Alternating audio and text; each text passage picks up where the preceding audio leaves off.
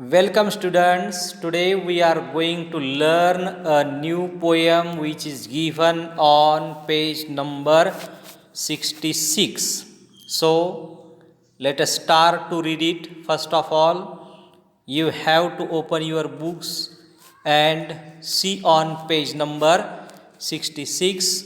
The poem is here. Coromandel fishers, Coromandel किनाऱ्यावरील मासेमारी किंवा कोळी लोक, अशा प्रकारची ही कविता दिलेली आहे.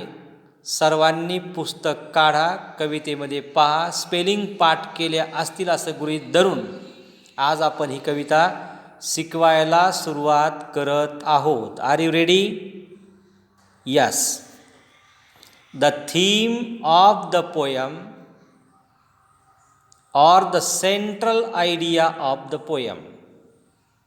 या कवितेची मध्यवर्ती कल्पना किंवा मुख्य आशय यातून हा व्यक्त होतो.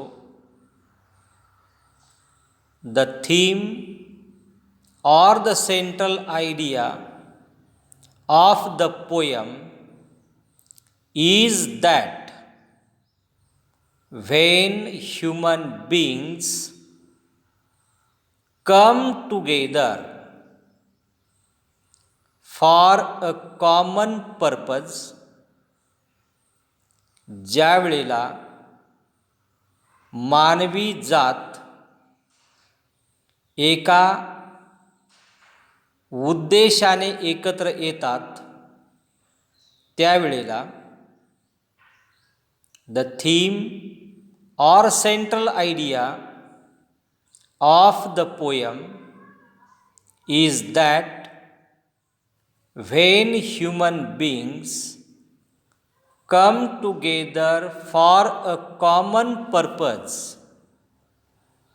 no force or adversary or difficulty or hard situation can block their way. No force, no adversity, no difficulty, no difficult situation can block their way. या कवितेचा मतितार्थ असा आहे का एखाद्या उद्देशाने जर मानवी जात एकत्र येऊन त्यांनी संघर्ष जर केला,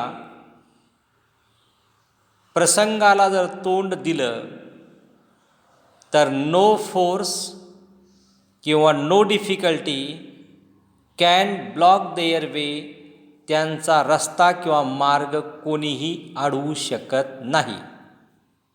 there could be risk in any challenging enterprise, but human progress depends on facing them courageously.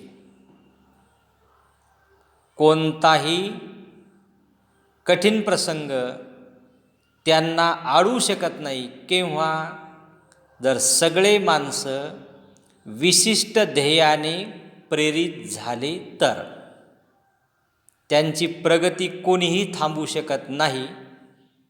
अशा प्रकारचा एक संदेश या कवितेच्या माध्यमातून आपल्याला मिळतो.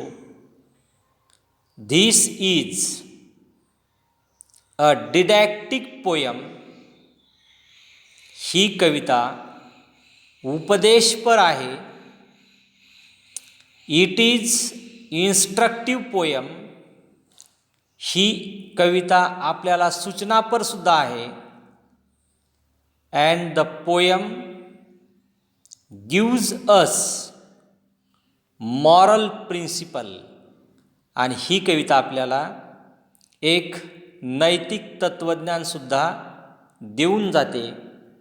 अशा प्रकारची ही कविता अत्यंत अर्थपूर्ण, अत्यंत सुटसुटीत आणि योग्य पद्धतीने सरोजिनी नायडूने मांडलेली आहे. पहिल्यांदा कवितेच्या 66 पान नंबरवरती जे काही दिलं आहे ते सगळं बारकाईने पहा. Guess the meaning, wakening skies, catamaran's track, think and answer. याच्यामधले सगळे प्रश्न, खाली पुन्हा कठीण शब्दांचे अर्थ, तिथं एक भरती ओहोटीचा एक चित्र दाखवलेलं आहे पहा. एक बेट पण दाखवलं आहे, त्या बेटावरती काही झाडं पण आहेत. कोळी लोक आपलं जाळं घेऊन सावध आहेत. चंद्र उगवलेला आहे, आकाशामध्ये काही चांदण्या पण दिसत आहेत. अशा पद्धतीचे चित्र पण एक आहे तिथं. ह्या सगळ्या गोष्टी बारकाईने पहा.